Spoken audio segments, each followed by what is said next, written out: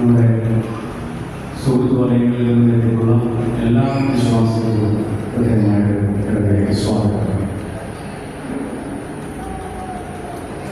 നമുക്കെല്ലാവർക്കും സുപരിചിതനായ മാതൃയുടെ ശരീരത്തിൻ്റെ golden jubilee ആഘോഷിക്കുന്നു.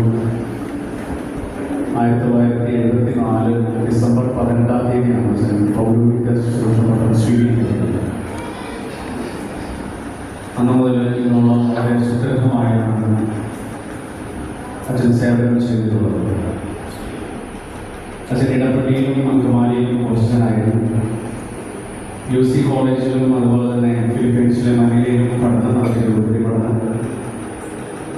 അതിനുശേഷം 15 വർഷത്തോളം അമേരിക്കയിൽ പാസ്റ്റൽ മിനിസ്റ്റർ ചെയ്തു.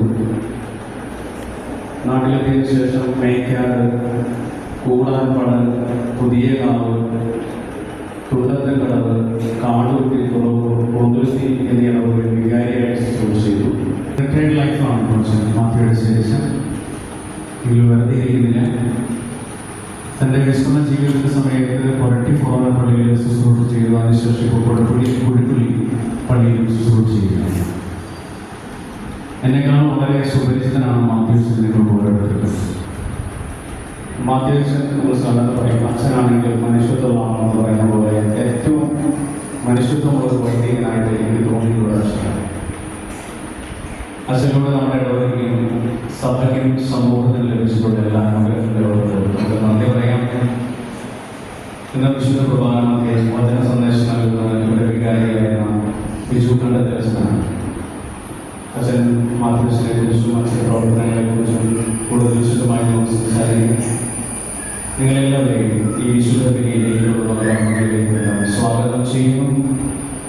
മാതൃയുടെ ശേഷിയിലൂടെ നമുക്ക് ലഭിച്ച സ്നേഹത്തിന് ദൈവത്തിന് നന്ദി പറഞ്ഞുകൊണ്ട് കൃതജ്ഞത മനസ്സോടുകൂടി നമുക്ക് ഈ ബലിയിൽ പങ്കുചേരാം. ഗായക സംഘത്തോടും പ്രവേശന ഗാനം ഉണ്ടായിരിക്കും.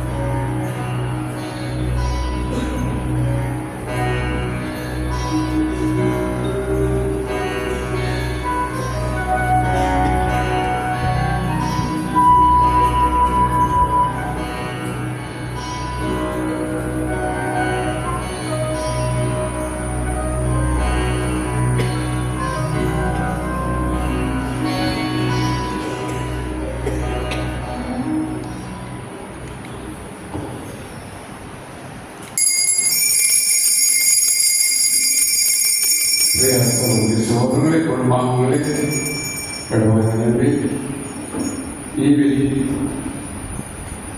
50 വർഷം മുമ്പ്